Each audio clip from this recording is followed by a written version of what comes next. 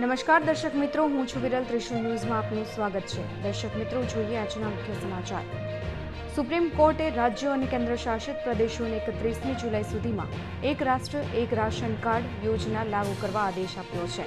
આ યોજના હેઠળ 80 કરોડથી વધુ લોકોને દેશના કોઈપણ ભાગમાં રાશન કાર્ડ મારફતે ખાદ્યાન્ન લેવાની સુવિધા મળશે.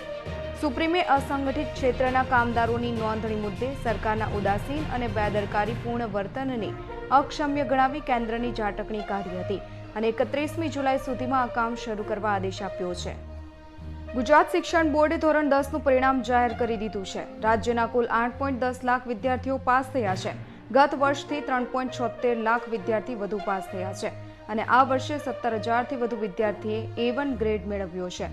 વિદ્યાર્થીઓએ શાળામાંથી પરિણામ મેળવવાનું રહેશે. વિદ્યાર્થીઓને પરિણામ પહોંચાડવાની જવાબદારી શાળાઓની રહેશે.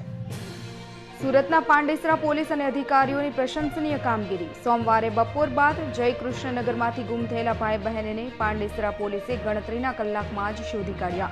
પોલીસ અધિકારીઓ દ્વારા 100 જેટલી પોલીસકર્મીની ટીમ બનાવી 25 જેટલા સીસીટીવી ચકાસણી કરી. 3 કલાકની જહેમત બાદ જયકૃષ્ણનગરમાંથી ગુમ થયેલ ભાઈ બહેનને પાંડેસરા પોલીસે સહી સલામત શોધી કાઢ્યા. શોધવામાં મદદરૂપ થયેલ મહિલા અને યુવકને પાંડેસરા પોલીસે ઇનામ આપ્યું. મહેશ સવાણી આપમાં જોડાયા. બેનરો તંત્ર દ્વારા ઉતારવામાં આવ્યા. સુરતના વરાછા વિસ્તારમાં લાગ્યા હતા મસ્ત મોટા બેનરો. ભાજપના જોરે તંત્રની વાલાદોલાની નીતિ આવી સામે. શું મહેશ સવાણી આપમાં જોડાતા ભાજપને સહન નથી થતું? સ્કૂલ કોલેજોમાં રાહત આપવા કોંગ્રેસની માંગ. 2 વર્ષ માટે સ્વનિર્ભર શાળાઓમાં 50% ફી રાહતની માંગ. હાલ કોરોના કાળમાં લોકોની આર્થિક સ્થિતિ સારી નથી. સાંજે 4 કલાકે કોંગ્રેસ ડીઈઓની રજૂઆત કરશે. લોકોને રાહત મળે તે માટે કોંગ્રેસ મેદાને આવી. ગુજરાતમાં ખેડૂતો માટે માઠા સમાચાર સામે આવ્યા છે. આગામી 4 દિવસ વરસાદની આગાહી નહીં, માત્ર દક્ષિણ ગુજરાતમાં જ વરસાદની આગાહી કરવામાં આવી છે.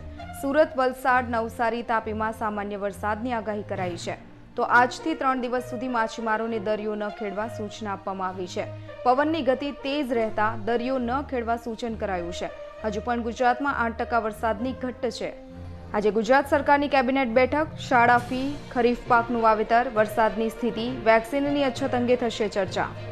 જો વિડીયો ગમ્યો હોય તો વિડીયો લાઇક કરવાનું ભૂલાય નહીં અને તમારા મિત્રોને પણ શેર કરજો. અને હા, તમારો અભિપ્રાય પણ અમને કોમેન્ટ બોક્સમાં જણાવજો કે અમારો પ્રયાસ તમને કેવો લાગ્યો. અને દરરોજના મુખ્ય સમાચાર મેળવવા માટે અમારી ચેનલ ત્રિશુલ ન્યૂઝ સબસ્ક્રાઇબ કરવાનું ભૂલાય નહીં.